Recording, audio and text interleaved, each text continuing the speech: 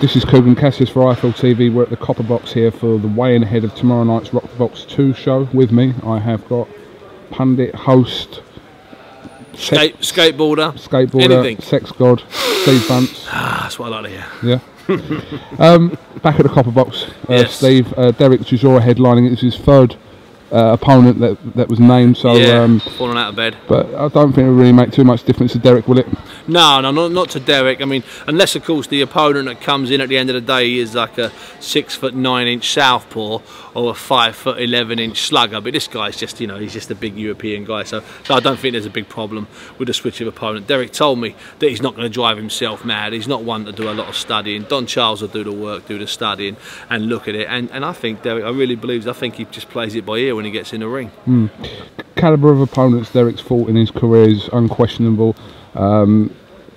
He's lost a few fights, but now he seems to have turned that around with the wins against Malik Scott and Gerber. Yeah, if you look at it, it's bizarre, really, Coog, because he's one of the top 10 contenders in the world. You've got two Klitschko's at the top. He's one of the top 10. No matter which form, which numbers you do, he's definitely one of the top 10 contenders in the world. And yet, he's lost four of his last 8 fights. You have to go back to the 70s, or that mad period with the lost generation 30 years ago, to have the same kind of thing. Generally, what happens with contenders is they're unbeaten, or they've lost once. He's lost 4 of his last 8, and really, who's in front of him? If you want to be absolutely brutal, Povetkin's in front of him, Tyson Fury's in front of him, David Haye, if he ever mends his shoulder, would be in front of him. You could argue for Stevenson, you could argue for Deontay Wilder, maybe Ariola's in the mix, I don't know. But he's in that top 5 or 6, and yet he's lost 4 of his last 8, and been done in one of them by David Haye in a brutal slugfest.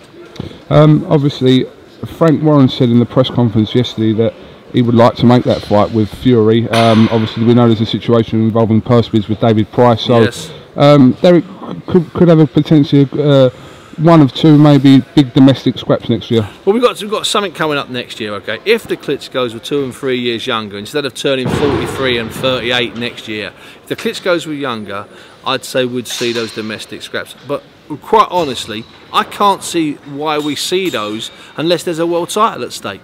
Because sometime in the next 18 months, I'm convinced that 8 men are going to be fighting for 4 different versions of the world title.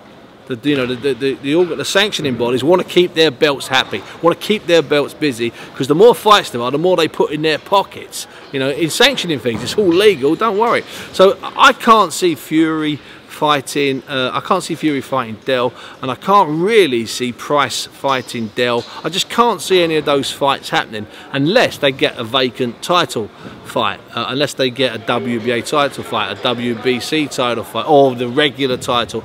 Unless that happens, I can't see it, even if there's a lot of money out there. All the heavyweights at the moment, Pricey, Fury, Chisora, Stevenson, Wilder, Povetkin, whoever, the 10 or so heavyweights that are active at the moment underneath the Klitschko's, they're looking at another 2 or 3 years. They're looking at 6 or 7 fights, mixing and matching and making a lot of money.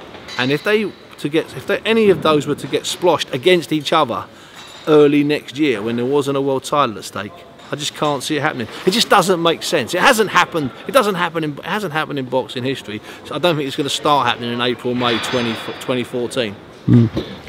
David Haye's press release a couple of weeks ago stated that he'd been advised by doctors to possibly retire. Tyson Fury's taken to Twitter to retire as well. What do you make of them? Do you take any notice of these? Well, I take notice of David's one. Yeah. I do believe the doctors would have said to him, you should possibly retire. You should consider retirement. What they didn't say to him is you've got to retire. Okay, so it's not like you've got a bad eye and you've got to retire. They've looked at the shoulder and they've said we think it best if you retire. I think David will fight again. Only if the shoulder works. He's not going to fight no matter what the money is, Coog, unless he's in good nick. He doesn't want his shoulder to collapse on him in a fight and he loses. That would be terrible for David. So he'll only fight again if his shoulders fixed. And as for Tyson Fury, Tyson Fury, I understand his sentiments. He said, the game's rubbish, no one wants to fight me, I can't get a proper fight, so I'm going to walk away. And I believe that's true. And I believe if he didn't get a proper fight, he would walk away. But he is going to get a proper fight because people want to see Tyson Fury. He's got plenty of fights out there. Has there been some unfair criticism on David Haye since obviously it's the 3rd fight he's had to pull out of this year? Twice to Fury, once to Manuel Charr.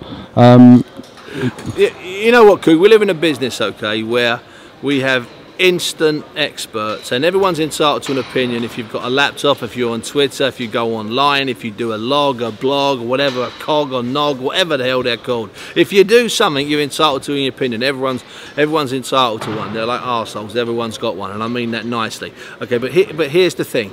Okay, some of the stuff we heard about David Haye, that he'd faked the injury. It was makeup. It was a fake cut.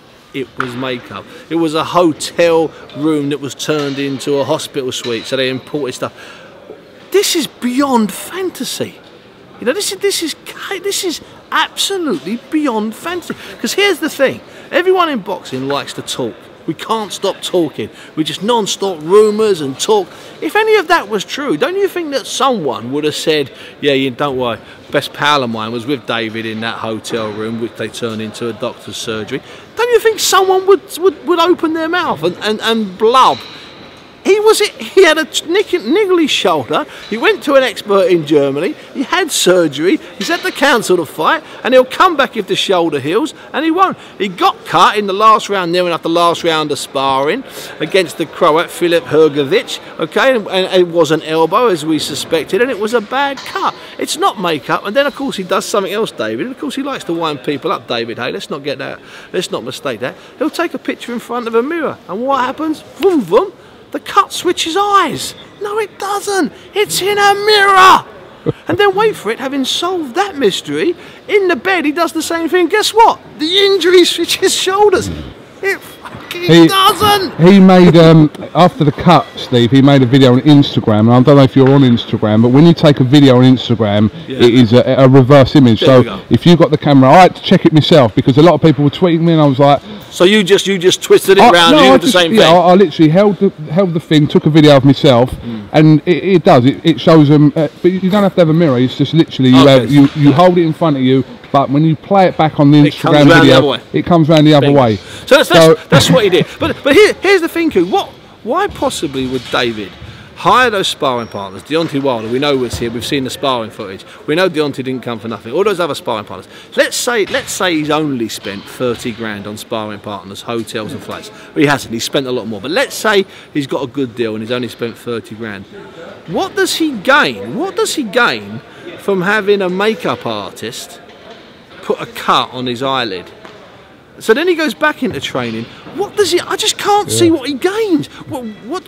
If he didn't want to fight Tyson Fury because he wanted to fight Vitaly Klitschko, then just pull out of the fight and say I don't want to do it. Yeah, absolutely. And don't sign the second contract if you don't want to do it after the first one.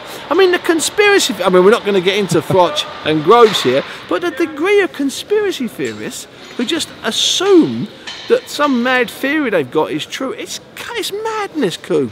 In fact, it's kind of draining because they come up and argue with you. Oh yeah, no, I know he's not got a cut. I know he's not got a cut. That's makeup. And these people are semi-sensible, and you just wonder how the hell do you get out of bed? How do you just sit on the toilet and wipe your ass? I mean, no, I do. I sort of marvel. I marvel at of how mad some people are in boxing.